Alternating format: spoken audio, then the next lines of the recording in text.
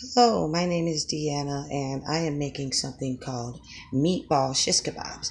Not everybody makes it the same way. This is my preference because I have a family with 4 children, and I need to be careful of how spicy or flavorful I make things depending on little ones around. So I did a lot of the prep cooking just for the meatballs. We're going to start with that. So here I have ground beef, ground turkey, Italian sausage out of the casing, 2 eggs, minced garlic, an array of spices that, well, it's a combination of parsley, rosemary, dill, and oregano. And over here, oh, and basil. And over here I have your black pepper, cayenne, Mrs. Dash, Italian seasoning, and I got the parsley back here just to big up the parsley. I prefer fresh of all my herbs, but today I'm working with the dry ones. And over here I have my salt, iodized, and plain breadcrumbs. Some people prefer to use Japanese or Italian breadcrumbs. And in advance also, just so they can cool down by the time I want to touch them, I've already pre-boiled and parboiled some salt potatoes. So now we're going to get started. I never really measure, so I'm just going to start off by throwing in these herbs. I never really measure, just go according to the amount of meat that you have and how much of whatever herb or seasoning that you're going to be using. And here's all my minced garlic. Bam, bam, bam, bam. Okay, a little bit in there. And I'm trying to work with one hand. I'm not so savvy with a camera. And I'm going to put my 2 eggs in here. Some people prefer to only use the whites, but I like to use everything. So, and then we're going to take the ground turkey meat and just stick it right on in there. Oh yeah, this is looking good already. Even it's not even cooked yet, I can already smell the seasoning. Now when I put all my seasonings in here, I want to be very careful because I have to keep in mind that the Italian sausage, which is a butterball turkey one that I use because our family doesn't really eat pork.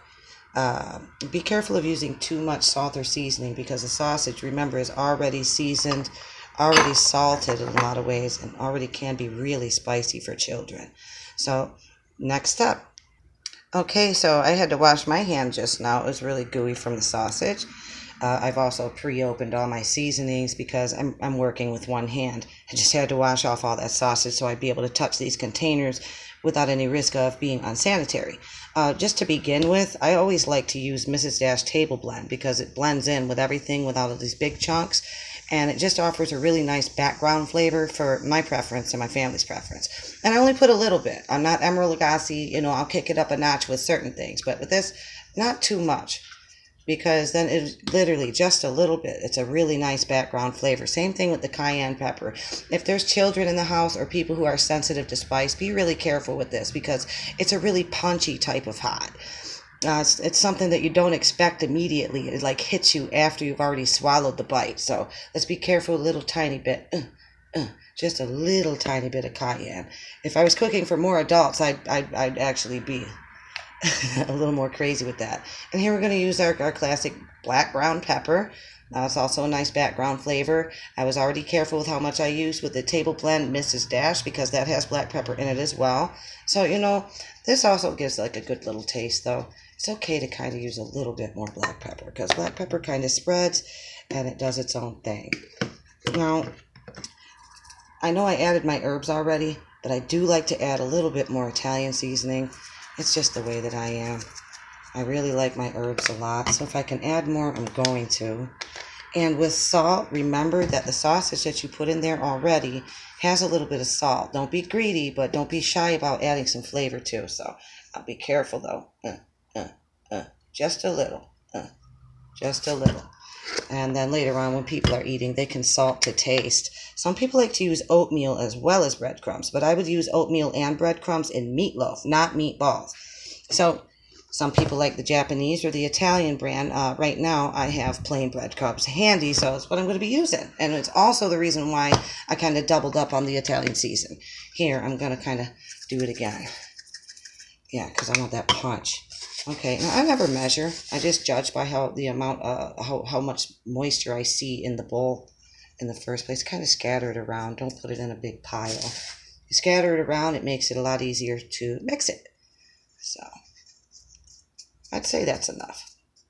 Because you want them to be juicy, not bready. And when they bake, way that I'm going to do these shish kebabs is I'm going to bake the meatballs separately, and then after I've baked them, I already have my potatoes over here that are all cooling off and all parboiled, and I have some eggplant, zucchini, cherry tomatoes, onions, and peppers all prepped up and diced up and ready to go on a shish kebab. So I just want to make sure that these meatballs are pre-cooked. And let me just get them ready and we'll show you the results in just a second. Okay, now back to work. We got it all mixed up and blended really well together. We got the garlic in there, we got all the herbs, the Italian seasoning, the mustache, the cayenne pepper, the salt, and the breadcrumbs, and the black pepper. And as you can see over here, I already started to make a couple meatballs. It doesn't really matter if they're all the same size. Just try to be approximately the same. And please excuse the appearance of my really old pan that obviously I bake and cook a lot. I've took the liberty of spraying some non-stick cooking oil spray, despite the fact that this is ground beef and it creates its own juices. I did that because beef tends to stick on this pan, and at the moment I don't have aluminum foil. So this works the best for me. A little bit of non-stick cooking oil. It looks like a lot because of the way that my light is shining, but it's not really. Sorry about the old pan. I'm going to finish up these meatballs and pop them in the oven. And you can look forward to my second video to see the assembly of the shish kebabs and after. All the before and after results are coming up in the second video. So look forward to part 2 of meatball shish kebabs with eggplant, zucchini, and potatoes, peppers, and onions coming up next.